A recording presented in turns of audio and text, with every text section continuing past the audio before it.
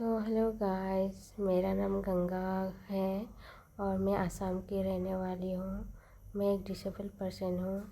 तो आज के ब्लॉग पे मैं आप लोग को ये दिखाना चाहती हूँ कि एक डिसेबल पर्सन अपने घर का काम कैसे कर सकते हैं और वो उनको क्या क्या तकलीफ़ें होती है काम करने में, क्या नहीं होती है। तो आप सबको देख सकते हो मेरे इस ब्लॉग पे और मैं आशा करती हूँ आप सबको मेरा ये ब्लॉग अच्छा लगेगा। अगर अच्छा लगे तो लाइक सब्सक्राइब कर दीजिएगा। तो ये देख सकते हैं मेरा थोड़ा कपड़ा जो हम कुर्सी पे रखे थे तो उसको मैं थोड़ा साइड कर रही हूँ, अच्छे से घर को डेकोरेट कर रही हूँ क्योंकि मेरा रूम पे मैं ज़्यादातर अकेली रहती हूँ। तो इसीलिए मैं अपने रूम को अच्छे से डेकोरेट और सफ़ा कर रही हूँ, साफ़ कर रही हूँ ताकि साफ़ रहना हम लोग को ज़रूरत है।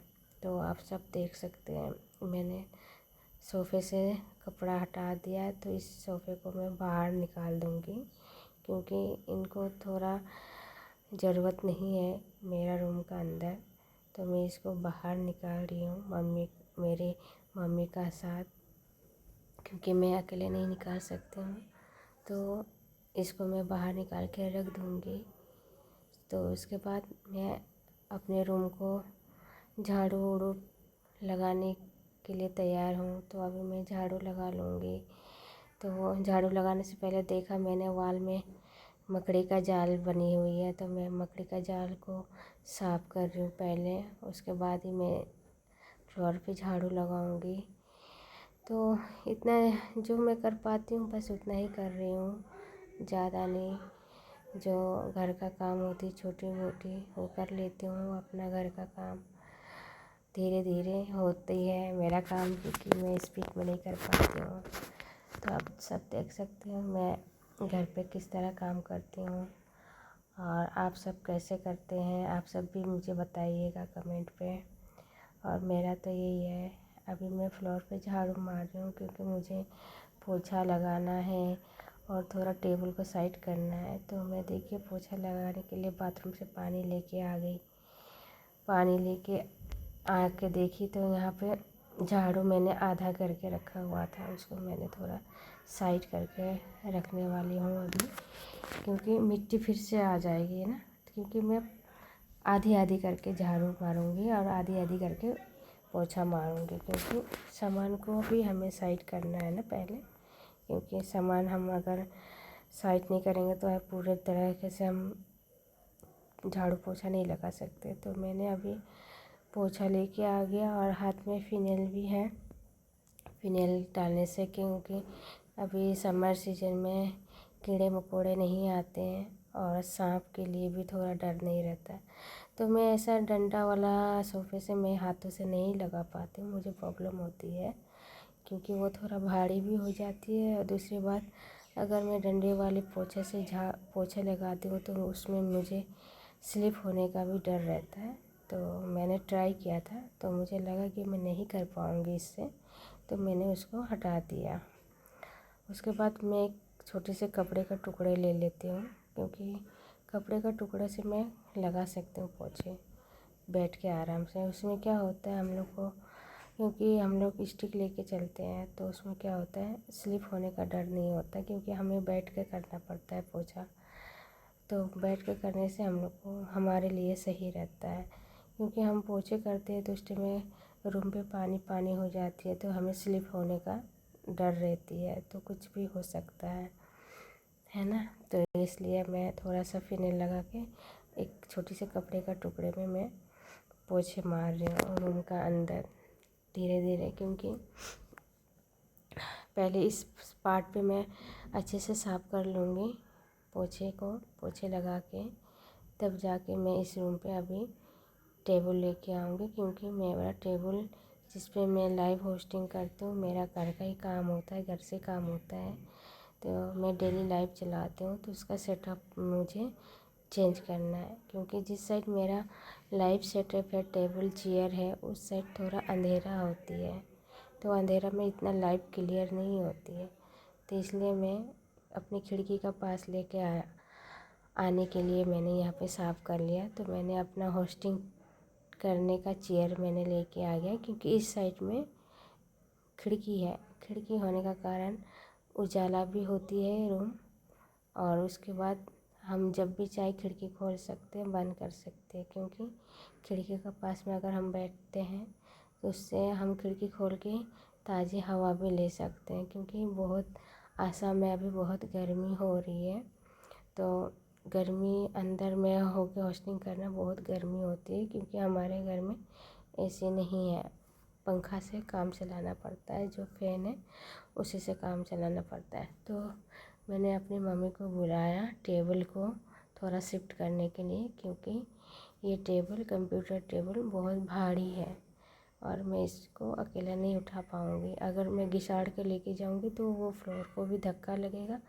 और टेबल को भी थोड़ा डैमेज हो सकती है। तो हम दोनों जितना हो सके उतना ही ऊपर अपने जितने उठा सकते हैं उसी हिसाब से हमने उठा के धीरे धीरे करके हम दोनों मिलके शिफ्ट कर रहे हैं, क्योंकि इस खिड़की का पास में, और खिड़की के पास में स्विच बोर्ड भी है, तो मेरे लिए वहाँ पे सही रहेगा।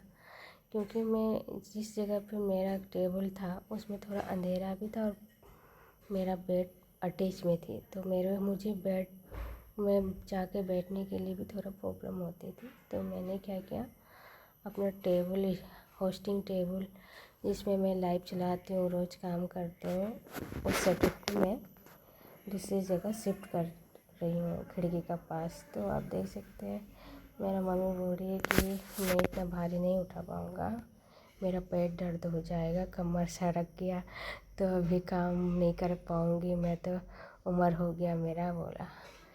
तो इसीलिए धीरे धीरे हम दोनों मिल के कर रहे हैं। तो जितना हो सकेगा मैं खुद करने का कोशिश कर रही हूँ, जो नहीं कर पाऊँगी तो मैं किसी का मदद ले लूँगी इस टाइम में। तो मैं धीरे धीरे इसको खिड़की का साइड अटैच करने का कोशिश कर रही हूँ, क्योंकि टेबल भी बहुत भारी है। तो इसको घिसा घिसा, क्योंकि हमारे घर में जेंट्स नहीं है, कोई लड़का इंसान नहीं है जो कि उनको लगाए काम। तो मैं और मेरा मम्मी रहते हैं, हम लोग दोनों ही घर पे रहते हैं। तो धीरे धीरे करके मैंने कर लिया, अपना टेबल को लेके आ गया खिड़की में। तो मैं अभी थोड़ा बैठ के देखना चाहती हूँ कि टेबल सही जगह में है या नहीं है, मेरे लिए कंफर्टेबल है या नहीं है। तो उसको चेक कर रही हूँ मैं बैठ के अपना टेबल को और चेयर को लगा के। तो उसके बाद मैंने देखा फैन लाइट चला गया।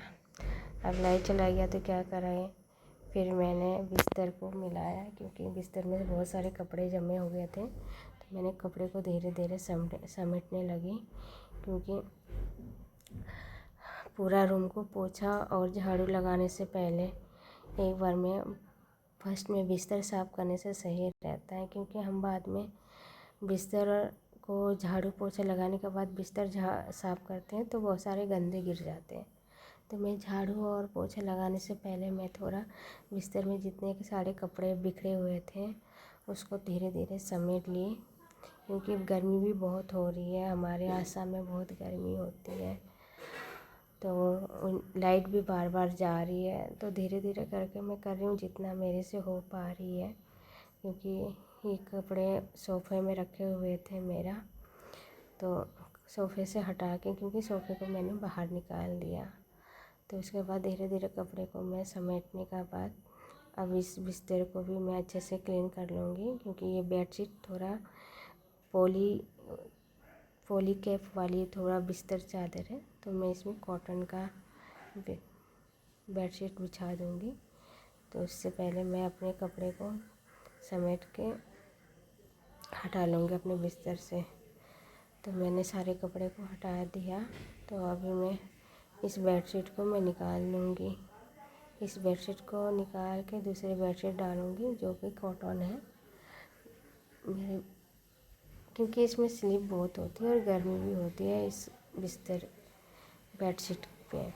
तो बेडशीट मैं चेंज करने जा रही हूँ अभी, क्योंकि ये थोड़ा धोने के लिए भी टाइम हो गया बेडशीट को, और गर्मी भी होती है और स्लिप भी हो जाती है। बिस्तर को बार बार हम लोग को सेट करना पड़ता है। तो मैं एक पुराना चादर निकाली जो कि धो के रखे हुए थे, कॉटन का बेडशीट।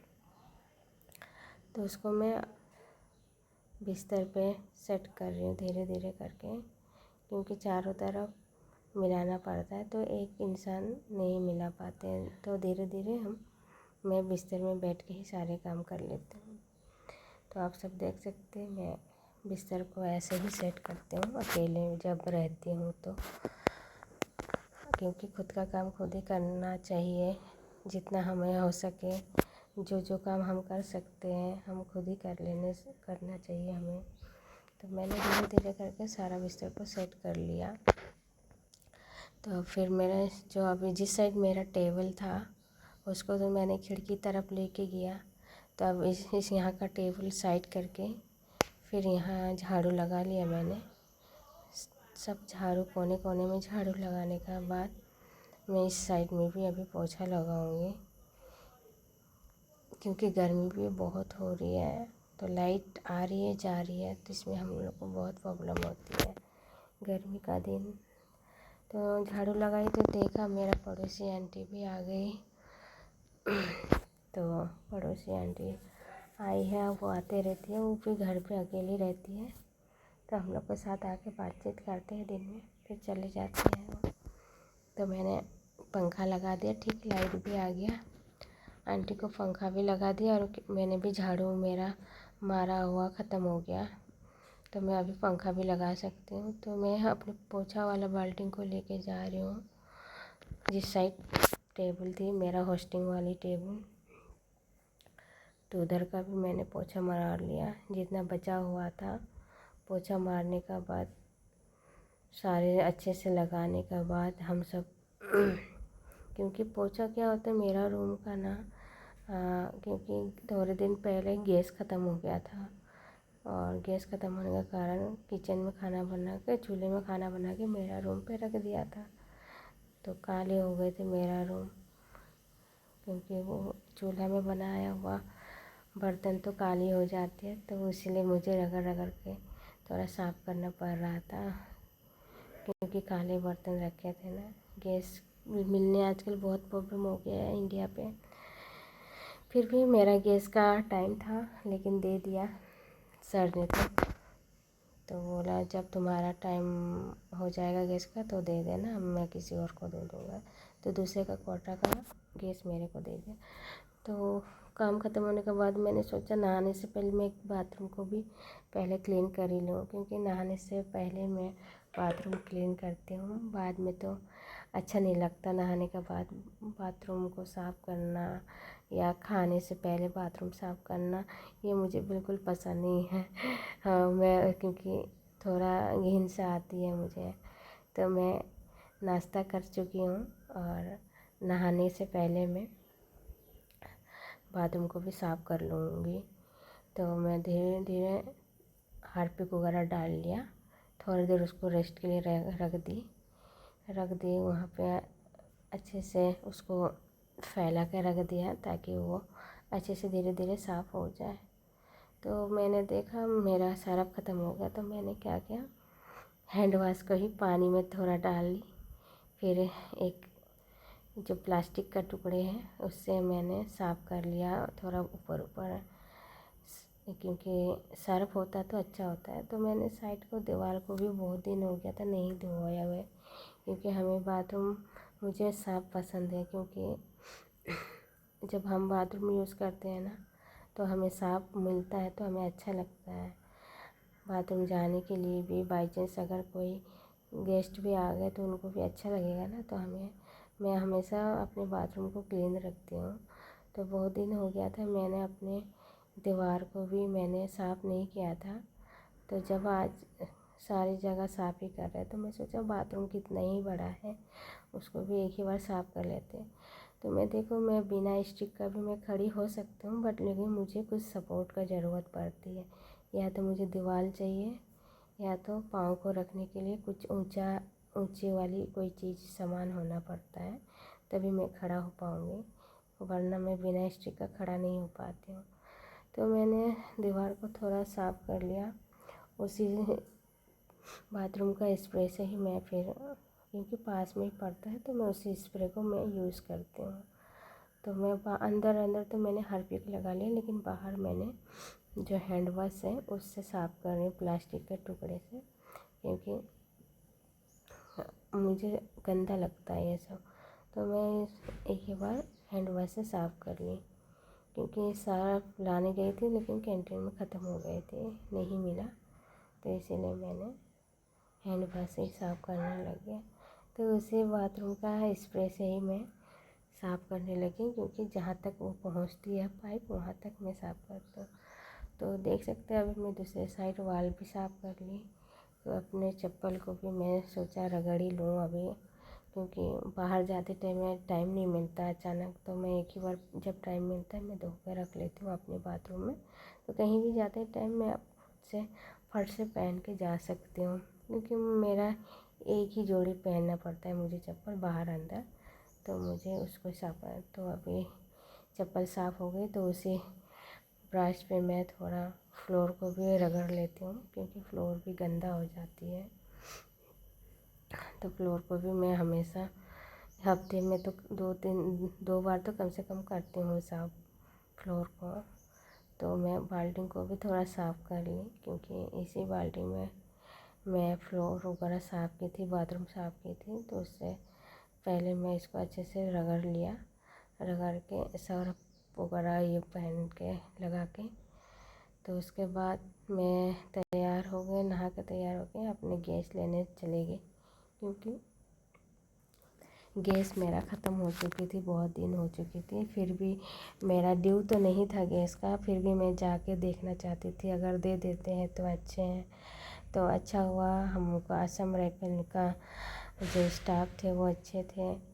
ऐसे तो मेरा 6 जून का था गैस लाने के लिए, लेकिन मैं 1 तारीख को ही लेने जा रही हूँ अभी, क्योंकि मेरा और टाइम है। मेरा एक्चुअली गैस तो बहुत पहले ख़त्म हो चुकी थी, लेकिन फिर भी लेट हो गया, क्योंकि वो नहीं देंगे बोल के सोची मैं। तो फिर भी एक बार क्या होता है जाकर देख के आते हैं बोल के मैं असम राइफल पे जा रही हूँ अभी गैस लेने के लिए। और मेरे साथ एक आंटी भी है, क्योंकि उसका भी गैस का कुछ काम है, उनका भी गैस का एक कार्ड है ना, वो क्लोज हो चुकी है, क्योंकि वो उनका हस्बैंड आर्मी में रहते हैं, तो मणिपुर से उसने ट्रांसफ़र किए थे यहाँ पे। तो बहुत साल हो गया तो उन्होंने नहीं लाए थे, तो उनका भी कार्ड है, गैस का कार्ड है ना, क्लोज हो चुकी थी। तो वो भी पूछताछ के लिए मेरे साथ जा रही है अभी। तो वो बोल रही थी कि हम दोनों एक ही साथ जाएंगे, तो हम दोनों एक ही साथ जा रहे, क्या होती है पता नहीं, गैस देंगे नहीं देंगे ये तो नहीं पता। फिर भी कोशिश करना चाहूँगी, एक बार बोल के देखना चाहूँगी कि मेरा गैस ख़त्म हो गया कब का, और मुझे बहुत प्रॉब्लम हो रही है। अगर आप दे सकते हैं तो दे दीजिए, क्योंकि इतनी गर्मी में खाना चूल्हे में बनाना बहुत तकलीफ़ हो रही है मेरी मम्मी को, क्योंकि मेरा मम्मी का भी एज अभी 70 से ऊपर हो गया है, और लकड़ी में खाना बनाते हैं। मुझे तो और भी तकलीफ़ होती है गैस पे चूल्हे में बनाने के लिए, क्योंकि एक एक सामान मुझे दूसरे रूम से फिर दूसरी जगह लेके जाना पड़ता है, तो धोना वोना लकड़ी वकड़ी जमा करना तो बहुत प्रॉब्लम होती है। तो गैस होने से हम लोग के लिए थोड़ा आसान हो जाती है एक ही रूम में, क्योंकि हम चूल्हे जलाते हैं तो चूल्हे दूसरे रूम में होती है, और सामान जो हमारा ग्रोसरी आइटम है वो दूसरे किचन में होती है, तो उसका वजह से बहुत प्रॉब्लम